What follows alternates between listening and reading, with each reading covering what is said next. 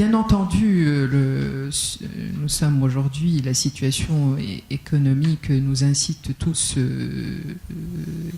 et entre autres politiciens et responsables politiques, à trouver et à apporter des solutions pour la relance de l'économie. Et parmi les facteurs ou les outils que pourraient être donc par rapport à cette relance économique, c'est notamment le projet PPP. Je reprendrai le mot semblerait de Walid parce que justement il y a certaines, je dirais, craintes, points d'interrogation.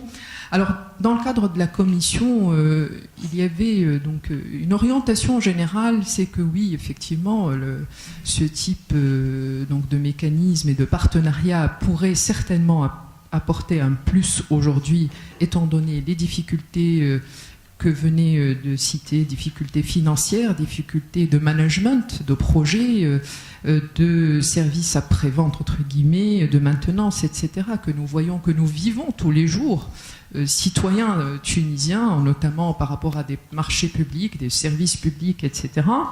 Mais effectivement, nous avions des craintes. Alors, je vais donner les deux principales craintes qui ont été apportées dans la commission finances. La première, c'était par rapport, je dirais, l'impact de ce type de projet sur le citoyen final. Donc aujourd'hui, ce type de projet va peut-être apporter, par exemple, au niveau du service public, un coût supplémentaire qui serait impacté sur le citoyen. Et je dirais impact sur le partenaire public. Nous avons ici vu une présentation qui apporte des craintes sur le partenaire privé, mais il y a aussi peut-être des craintes aussi au niveau du partenaire public et ou je dirais au niveau de l'État et de la rentabilité des marchés, etc. Donc, athar ala al-muwatin wal qudra shira'iyya, donc impact sur aussi le citoyen.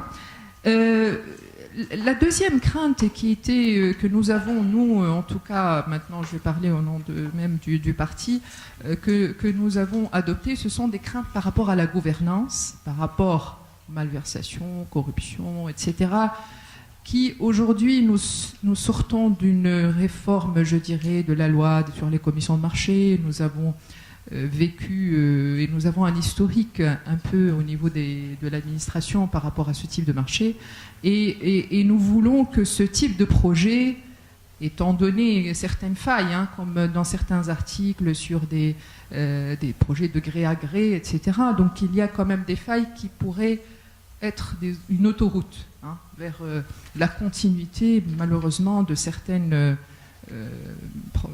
problèmes de gouvernance. Et donc par rapport à cette crainte, je me rappelle, c'était il y a au printemps dernier, il y a eu des rencontres avec le chef de gouvernement, des partis avec le chef de gouvernement, et j'étais parmi la délégation Takatouel où j'avais demandé au chef de gouvernement de repasser ce projet de loi, puisque nous avons un ministère de gouvernance et de lutte anticorruption.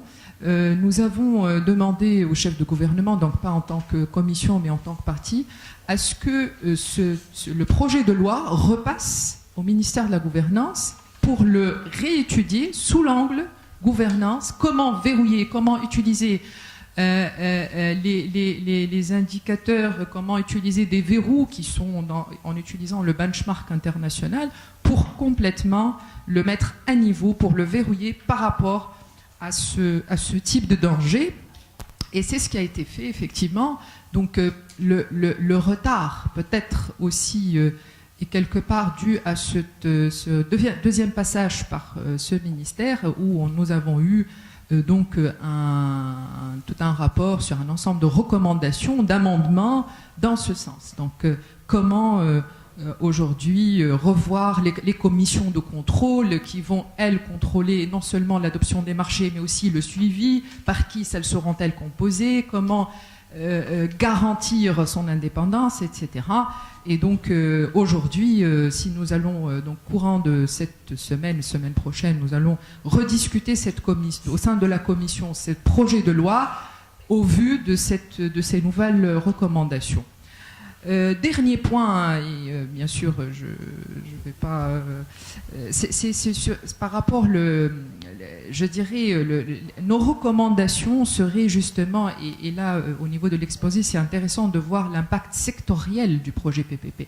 Serait peut-être une recommandation de commencer par des projets pilotes dans des secteurs où il y a justement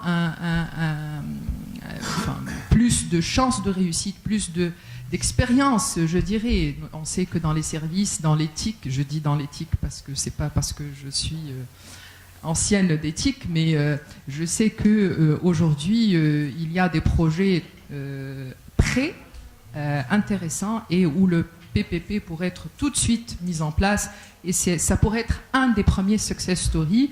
Donc des projets pilotes à forte rentabilité qui pourraient être intéressants. Donc il faudrait, à notre avis, au niveau des recommandations, le mettre en place avec donc des secteurs où ça serait intéressant par la suite de capitaliser sur les échecs et pourquoi pas la réussite. Donc merci en tout cas nous serons très regardants et nous allons effectivement au niveau du rapport qui émènera de cette conférence. Donc nous serons très intéressés effectivement d'étudier les recommandations, les suggestions, et de pouvoir aussi donc les proposer en commission finances pour donc au niveau de la deuxième discussion de les prendre en compte au niveau de l'amélioration éventuellement du texte. Et nous espérons donc que ces améliorations prendront justement le meilleur de ce qui existe au niveau des projets de loi, au niveau des retours d'expérience positifs, et donc pour une réelle relance de notre économie tunisienne et de l'investissement privé. Voilà. Merci beaucoup. Merci Lobna.